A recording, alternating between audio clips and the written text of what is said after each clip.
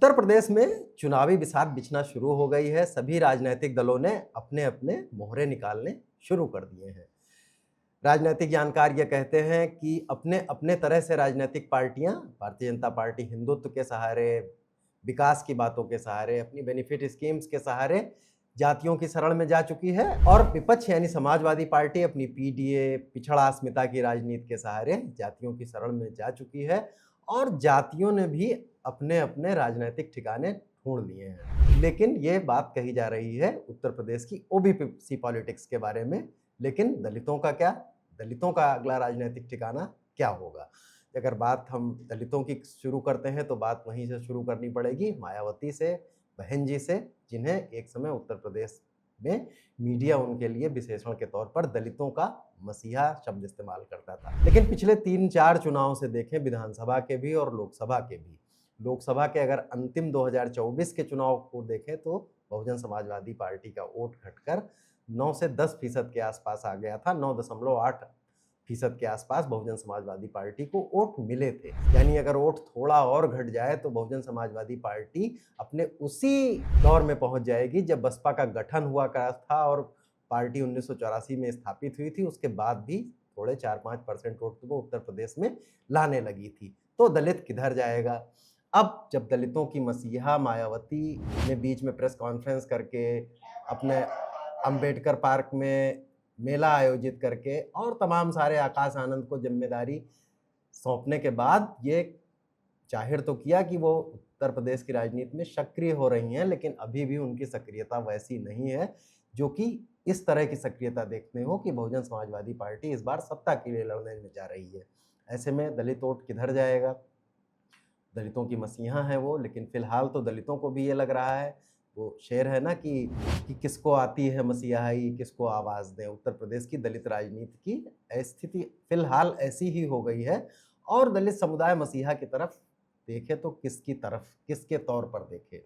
Bahujan Samajwadi party का जो vote घटा है वो अब कहीं ना कहीं तो गया ही है। बहुजन समाजवादी पार्टी का वोट लगातार घट रहा है। 2017 में, 2022 में भाजपा जब उत्तर प्रदेश में बहुमत के साथ आई तो ये माना गया कि दलितों का और खासतौर से वो वोट जो बीएसपी को मिला करता था वो एक समय भाजपा के पक्ष में चला गया। 2024 में नैरेटिव थोड़ा बदला, लेकिन उस वक्त संविधान बदलने का भी नैरेटिव था, अखिलेश के पीडीए का भी नैरेटिव था और समाजवादी पार्टी ने थोड़ी उल्लेखनीय सफलता भी अर्जित की। लेकिन हम आएंगे मुख्य मुद्दा कि 2027 में क्या होगा।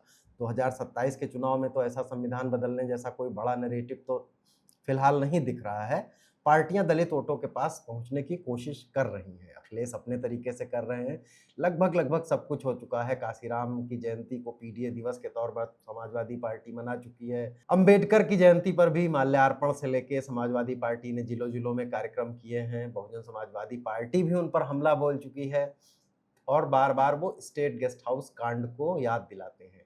जी हाँ, स्टेट गेस्ट हाउस एक कांड, एक ऐसा पेंच है जिसको मायावती बार बार याद दिलाती हैं और उसको लोग ये कहते हैं कि इससे वो इस बात को रोकना चाहती हैं कि समाजवादी पार्टी की तरफ दलित जाए। लेकिन दलित समाजवादी पार्टी के साथ एक समय आया ही था उत्तर प्रदेश की राजनीति पे। अगर आप पैनी नजर रखते हैं तो आपको वो नारा भी याद होगा कि जब मिले मुलायम काशी राम, हवा में उड़ गए जय श्री राम जैसे नारे भी चलते थे। लेकिन स्टेट गेस्ट हाउस कांड के बाद ये समीकरण पूरी तरह बदल गया।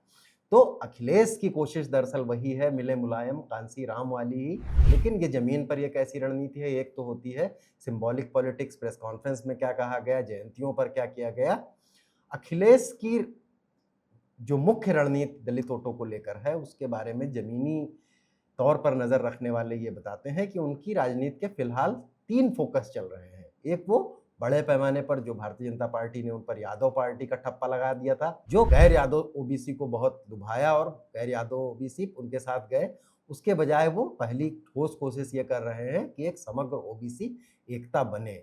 जो उनका यादव मुस्लिम समीकरण है उसमें पहले तो ओबीसीज जुड़ना शुरू करें, उसकी कोशिश भी वो कर रहे हैं। सीमा राजभर की नियुक्ति, फूलन देवी की बहन रुक्मणी निषाद की नियुक्ति, श्यामलाल पाल को उन्होंने पार्टी का प्रदेश अध्यक्ष बना रखा है और भी तमाम कोशिशें करते ही रहते हैं। बाबा साहब के जो प्रपौत्र हैं राजरतन अम्बेडकर, मार्च में होली मिलन समारोह के बाद भी उनसे मिले थे। यहाँ तक कि मायावती के पैतृक गांव बदलापुर भी वो गए थे और वहां पर भी उन्होंने एक दलित के घर में भोजन किया। तो उनकी पहली कोशिश ये था कि ओबीसी की जो छिटक गई जातियां हैं जो मुलायम सिंह के वक्त, एक समय मुलायम सिंह के उभार के वक्त 89 में और उसके कुछ दिनों बाद तक सपा से जुड़ी रही थी, वो फिर से वापस लौटेंगी तो पार्टी को ताकत मिलेगी। लेकिन अखिलेश यहीं पर रुकना नहीं चाहते हैं, वो दूसरी कोशिश दलित वोटों में कर रहे हैं और 2024 में सिर्फ ये कह देना, जो समाजवादी पार्टी के लोग हैं, कि कह देना कि दलितों का वोट समाजवादी पार्टी की तरफ थोड़ा सिर्फ इसलिए झुका कि संविधान बदलने का नैरेटिव था, वो बिल्कुल ऐसी भी बात नहीं थी। उसका फायदा जरूर हुआ, कहीं कहीं जाटो वोट भी समाजवादी पार्टी को मिला, लेकिन समाजवादी पार्टी इसके लिए कोशिश पहले से ही कर रही थी। उसके पास बहुत सारे बहुजन समाजवादी पार्टी के जो वामसेफ के जमाने वाले नेता थे वो उसकी तरफ आ चुके थे। अब उनमें नाम अगर गिनाने शुरू किए जाएं तो आर.के. चौधरी, इंद्रजीत सरोज, जितेंद्र दोहरे, दद्दू प्रसाद, ये बहुत सारे इस तरह की लिस्ट होगी। तो दलित वोटों में भी जो अखिलेश का फोकस सबसे ज्यादा किस पर है, जो गैर जाटो दलित हैं, मायावती का जो सजातीय वोटर है, और खास तौर से अवध के इलाके में खासी संख्या वाली और एक तरह का राजनीतिक दबदबा रखने वाली पासी बिरादरी को जोड़ने की कोशिश वो कर रहे हैं। इसकी कोशिश आप देख सकते हैं प्रयागराज मंडल के आसपास इंद्रजीत सरोज की सक्रियता से देख सकते हैं।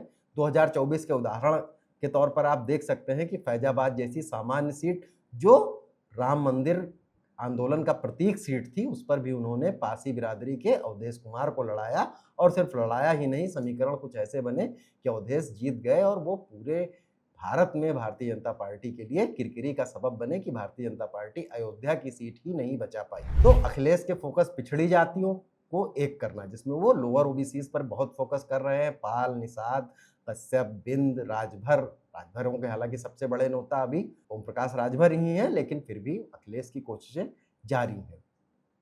और दूसरी कोशिश उनकी गैर जाटो वोटों में, एक बिरादरी का उल्लेख किया मैंने कि वो पासी बिरादरी पर पूरा फोकस किए हुए हैं, नेताओं को एक्टिव किए हुए हैं। इसके बाद भी बहुत सारी जो दूसरी गैर जाटो जातियां हैं दलितों की, जिनको ये माना जाता है कि जाटो वोट अभी भी बहुत सारा बसपा के साथ है। उनकी दूसरी रणनीति पश्चिम को लेकर भी है। पश्चिम में हालांकि वो कोई बहुत इस तरह का नेता या जाटो या गैर जाटो वाला नेता तो अभी अखिलेश नहीं ढूंढ पाए हैं। अभी गुर्जर सम्मेलन उन्होंने किए हैं, लेकिन जाटो आबादी काफी बड़ी संख्या में पश्चिमी उत्तर प्रदेश में संकेंद्रित है और एक बड़ा गढ़, नगीना, बिजनौर, सहारनपुर की पट्टी में है, और वहां पर गैर जाटो जातियां भी हैं, लोअर ओबीसीज की जातियां हैं। वहां पर भी अखिलेश के तमाम सारे प्रयास जारी हैं और वो चाहते हैं कि मुस्लिम गुर्जर प्लस कुछ समीकरण जरूर बने, यानी कि जो लोअर ओबीसीज या गैर जाटो दलित या जाटो दलित का भी कुछ वोट मिले। एक संभावना ये जताई जा रही थी कि वो चंद्रशेखर आजाद की जो आजाद समाज पार्टी है उसके साथ कुछ गठबंधन जैसा कर सकते हैं, लेकिन फिलहाल इसकी संभावना नहीं नजर आ रही है। दोनों अलग अलग रुख पर नजर आ रहे हैं और जानकार ये भी कहते हैं कि कुछ ऐसे मतभेद हैं जिससे ये साफ है कि समाजवादी पार्टी आजाद समाजवादी पार्टी के साथ नहीं जाएगी। यानी अखिलेश की कोशिशें जारी हैं कि पहले एमआई समीकरण, अब जैसे बसपा से उनके पास, अखिलेश के पास सिर्फ काडर से नेता ही नहीं आए हैं, उन्होंने स्टाइल भी लगभग बसपा जैसा कर दिया है। समाजवादी पार्टी पर आरोप है कि वो मुस्लिम यादव पार्टी है, इसको लेकर आरोप लगते रहते थे। अब उन्होंने एक समय बहुजन समाजवादी पार्टी को भी जाटो पार्टी जैसा ठप्पा देने की कोशिश होती थी, तो उस समय मायावती ने जब 2007 में जब वो जीती थी और ऐसे समीकरण बनाए थे, तब उन्होंने एक फार्मूला निकाला था कि उनके जिलाध्यक्ष तो जाटो होते थे और उनके पास बहुत सारी पावर होती थी, मतलब कि बहुजन समाजवादी पार्टी का जिलाध्यक्ष कई बार उन इलाकों के सांसदों और विधायकों से ज्यादा प्रभावशाली होता था। आप इस समय अखिलेश यादव का भी फार्मूला देखेंगे तो वैसा उतना तो नहीं, लेकिन कुछ कुछ वैसा जरूर है। इस समय उत्तर प्रदेश के जिलाध्यक्षों की अगर आप समाजवादी पार्टी की लिस्ट निकालेंगे तो उसमें लगभग 77% यादव और मुस्लिम आपको नजर आएंगे। ये किस बात का संकेत देती है? ये संकेत इसी बात का देती है कि संगठन में, पार्टी में यादवों मुसलमानों की ताकत रहेगी, लेकिन अखिलेश टिकट वितरण में इन दोनों से थोड़ा सा इस बात को कह के समझाने की कोशिश करेंगे कि आप पार्टी के संगठन में हैं, आपको पार्टी में प्राथमिकता रहेगी, लेकिन टिकट वितरण में वो लोअर ओबीसीज और दलितों पर जा सकते हैं, और दलितों पर खास तौर से। अब ये तो हो गई अखिलेश की बात, लेकिन भारतीय जनता पार्टी भी तो ऐसे बैठने वाली नहीं है और तमाम सारी चीजों के साथ भारतीय जनता पार्टी को दलितों के वोट मिले भी हैं। 2024 में भी संविधान बदलने के नैरेटिव से उसे बड़ा नुकसान तो हुआ, लेकिन उसके पास सीटें भी बहुत थी। उसने 70-70 सीटें तक उत्तर प्रदेश में जीती थी और उसने फिर भी तमाम सारी समाजवादी पार्टी की सफलता के बाद भी 30 से ज़्यादा लोकसभा सीटें जीती, तो इसका मतलब है कि कुछ हद, कुछ चंक उसके पास दलितों का है ही। खैर, उससे उबरने के लिए पार्टी ने कोशिश कर दी है। पार्टी उसकी ओबीसी कुर्मी बिरादरी थोड़ा रूठी थी, तो पंकज चौधरी अध्यक्ष के तौर पर आ गए हैं। बाकी उनके सहयोगी राजभर निषाद तो वहीं हैं। दलित वोटों की अगर बात करें तो भारतीय जनता पार्टी की नज़र भी गैर जाटो वोटों पर है। हाँ, अब भारतीय जनता पार्टी की एक नज़र इस बात वोटों पर भी है कि जब मामला इस कदर द्विपक्षीय है तो आखिर जाटो बहुजन समाजवादी पार्टी को कब तक वोट करते रहेंगे। और इसलिए जो जाटो पॉलिटिक्स है उसमें भी भारतीय जनता पार्टी ने अपने पूरे कैडर को, अपने संगठन को एक्टिव कर दिया है और उसकी तमाम सारी जो प्रतीक की राजनीति होती है, अम्बेडकर की मूर्तियों पर छत्र लगवाएंगे। अभी आप संसद की कार्यवाही देखेंगे तो उसमें कई सारे पासी बिरादरी के सांसदों ने ऊदा देवी और जो उस बिरादरी के महापुरुष हैं उनकी प्रतिमाएं और उन्हें राष्ट्रीय महत्व की बात की, यानी कि पार्टी संसदीय फोरम के बहाने भी उसका इस्तेमाल किया जाता है, उनको सोशल मीडिया पर वायरल किया जाता है। जाटो और गैर जाटो दोनों वोटों पर कोशिश कर रही है। उनके पास नेता हैं, बेबी रानी मौर्य कैबिनेट मंत्री हैं। प्रभावी कितना कौन है इस पर एक अलग बहस हो सकती है, लेकिन प्रतीक के तौर पर भारतीय जनता पार्टी प्रतीकात्मक राजनीति करने में कमजोर तो नहीं दिख रही है। जाटो वोटों पर सेंध लगाने की ये कोशिश कि अगर मायावती का वोट 9% से भी घटकर 2-4% कम होता है तो पार्टी की पूरी कोशिश है कि वो उसकी तरफ आए। और उसको संभावना इसलिए भी दिखती है कि जाटो वोटों का सपा से थोड़ा दुराव रहा है हमेशा से। स्टेट गेस्ट हाउस कांड की मायावती इसीलिए बार-बार याद भी दिलाती हैं।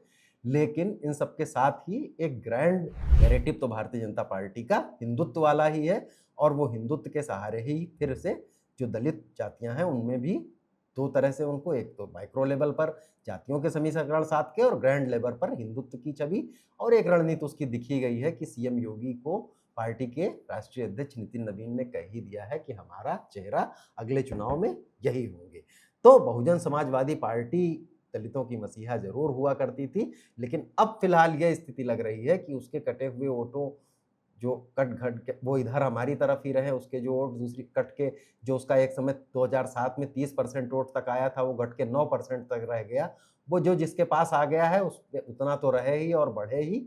इसके अलावा अगर उनके 9% में भी सेंध लगती है तो अखिलेश की कोशिश है कि वो हमारी तरफ आ जाए और भारतीय जनता पार्टी की कोशिश है हमारी तरफ आ जाए। अखिलेश की कोशिश अस्मिता और जातियों पर जाने की है, पीडीए और तमाम सारे वादों की है, और भाजपा की कोशिश ग्रैंड हिंदुत्व के साथ साथ जो उसकी कैश बेनिफिट स्कीम्स है, जिनका सबसे बड़ा लाभार्थी वर्ग कई बार ऐसा भी होता है जो अनुसूचित जाति और अनुसूचित जनजाति से आता है। भारतीय जनता पार्टी को इन स्कीमों ने चमत्कारी चुनावी सफलताएं दिखाई भी हैं। पार्टी को उससे उम्मीद है और अखिलेश को ये उम्मीद है कि वो एक बार फिर जातियों की अस्मिता और उनके प्रतिनिधित्व के मुद्दे पर चुनाव को लौटा पाएंगे। कौन कितना सफल होता है ये धीरे धीरे पता चलेगा और अंत में नतीजे तो चुनाव ही बताएंगे। अनुराग अड्डा में आज यहीं तक। कल फिर किसी नए मुद्दे के साथ हाजिर होंगे। तब तक के लिए इजाजत दीजिए। नमस्कार, धन्यवाद। देखते रहिए बोले भारत।